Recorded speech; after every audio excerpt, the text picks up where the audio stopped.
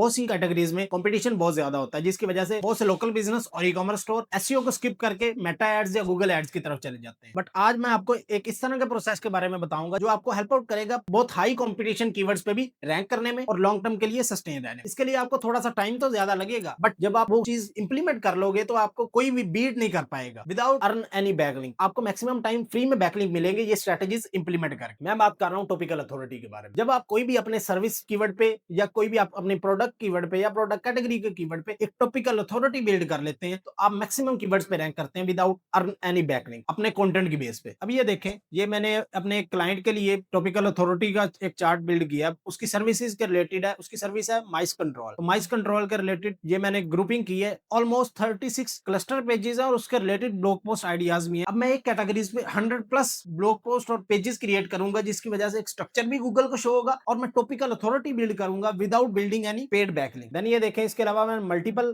Categories का यहाँ पे स्ट्रेटेजीज को बिल्ड किया हुआ है। इसके अलावा आप भी अपनी किसी भी कैटेगरी के रिलेटेड टॉपिकल अथॉरिटी बिल्ड कर सकते हो without building any paid back. अपने कंटेंट की बेस पे आप मैक्सिमम टाइम रैंक कर जाते हो अगर आप अपनी उस कैटेगरी के मैक्सिमम एस्पेक्ट्स को कवर करते हो। तो इसके रिलेटेड आपको करना क्या है, सबसे पहले आपने अपनी मेन सर्विस या प्रोडक्ट कैटेगरी को चूज करना है। देन उसके रिलेटेड एंटिटीज को फाइंड आउट करना है जो उसके क्लस्टर पेजेस बन सकते हैं, जिसके रिलेटेड आप स्पोर्टिंग पेजेस क्रिएट करोगे और मैक्सिमम कंटेंट राइट करोगे जिसमें उसकी डेप्थ को कवर करोगे। गूगल इस टाइम मैक्सिमम पेजेस को क्यों रैंक करता है, जब आप टॉपिकल कवरेज करते हो और उसकी डेप्थ पे कंटेंट राइट करते हो और उसके ऑल एस्पेक्ट्स को कवर कर देते हो अपने कंटेंट में। तो कोई भी यूजर आता है तो आपके मल्टीपल पेजेस पे जाता है इंटरनल लिंकिंग के थ्रू और आपका डुअल टाइम भी इंक्रीज होता है और आपका बाउंस रेट भी डिक्रीज होता है, जिसकी वजह से आपकी रैंकिंग कंसिस्टेंटली इंप्रूव होती है गूगल सर्च पे। अब ब्लॉग पोस्ट आइडियाज किस तरह के हो सकते हैं जो आपने इसमें राइट करने हैं, इसके रिलेटेड मैंने 14 टेम्पलेट पहले भी शेयर किए थे। अगर आपको टेम्पलेट किट चाहिए तो कमेंट में राइट करो टेम्पलेट, तो टेम्पलेट किट मैं अगेन आपके साथ शेयर कर दूंगा। देन अपने keyword rich anchor text use करें अपनी इंटरनल लिंकिंग में भी, और अगर आप पेड बैकलिंक लेना चाह रहे हैं, अगर आपके क्लाइंट का बजट है तो आप उसको भी इंप्लीमेंट कर सकते हैं। अगर आप पेड बैकलिंक लेते हैं जो आपके कंपेटिटर ने लिए हैं तो भी आप बहुत ज्यादा फास्ट ग्रो करोगे। अगर आप पेड बैकलिंक की तरफ नहीं भी जाना चाहते तो अगर आप उस टॉपिकल अथॉरिटी को मैक्सिमम टाइम कवर कर लेते हो तो आप फिर भी रैंकिंग को गेन कर लेते हो। बट मैक्सिमम टाइम जब आप स्टक हो जाते हो किसी स्पेसिफिक जगह पे तो पेड बैकलिंक आपके लिए जरूरी हो जाते हैं। इसके अलावा आप अपने टॉप के कंपेटिटर को भी एनालिसिस कर सकते हो, सैमरश में या एचआरएफ में उसने कौन से एंकर टेक्स्ट को यूज किया, उसने अपनी टॉपिकल अथॉरिटी बिल्ड करने के लिए स्ट्रक्चर को यूज किया, उसके ब्लॉग पोस्ट को एनालिसिस करेंगे उसके इंटरनल लिंकिंग का क्या स्ट्रक्चर है, एंकर टेक्स्ट का क्या स्ट्रक्चर है। देन उस सारी स्ट्रेटेजीज को इंप्लीमेंट करें अपनी वेबसाइट पे तो आप मैक्सिमम लीड्स और सेल्स बहुत कम टाइम में जनरेट कर सकते हैं। इन सारे प्रोसेस को आपने कंसिस्टेंटली इंप्लीमेंट करते जाना है और इस टाइम फ्रेम में आपने ये नहीं देखना कि मेरी ट्रैफिक इंक्रीज हो रही है या नहीं हो रही, बट आपने उस अपनी वैल्यू प्रोवाइड करते जाना है और अपनी एक्सपर्टीज को शेयर करते जाना गूगल के साथ। जब गूगल को लगेगा कि आप अपनी फील्ड में एक्सपर्ट है तो आपकी वेबसाइट को कंसिस्टेंटली इंप्रूव करेगा। फिर आपको ये गूगल को बताना नहीं पड़ेगा कि मैं इस फील्ड में एक्सपर्ट हूं, क्योंकि आपने अपने मैक्सिमम कंटेंट उसको इंटरनल लिंकिंग के थ्रू हियरार्की क्रिएट की है तो गूगल को भी पता लगेगा कि ये बंदा अपनी फील्ड का एक्सपर्ट है और रियल टाइम अपना एक्सपीरियंस शेयर कर रहा है। तो गूगल अपने यूजर्स को आपकी वेबसाइट रिकमेंड करेगा क्योंकि गूगल की फर्स्ट प्रायोरिटी उसका यूजर है। अगर आप उसको यूजर को वैल्यू देंगे तो गूगल भी आपको कंसिस्टेंटली इंप्रूव भी करेगा और आपको मैक्सिमम लीड्स और सेल्स भी देगा। अभी अपने किसी भी लोकल बिजनेस और ई कॉमर्स स्टोर के रिलेटेड क्लस्टर स्पोर्टिंग पेजेस और टॉपिकल अथॉरिटी बिल्ड करो और अपनी वेबसाइट की रैंकिंग को कंसिस्टेंटली इंप्रूव करो। और अगर ये वीडियो हेल्पफुल लगी हो तो इस वीडियो को लाइक, फॉलो और शेयर लाजमी करना हो फ्रेंड के साथ जो लेटेस्ट मेंटिक एसईओ की स्ट्रेटजीज लर्न करना चाहते हैं।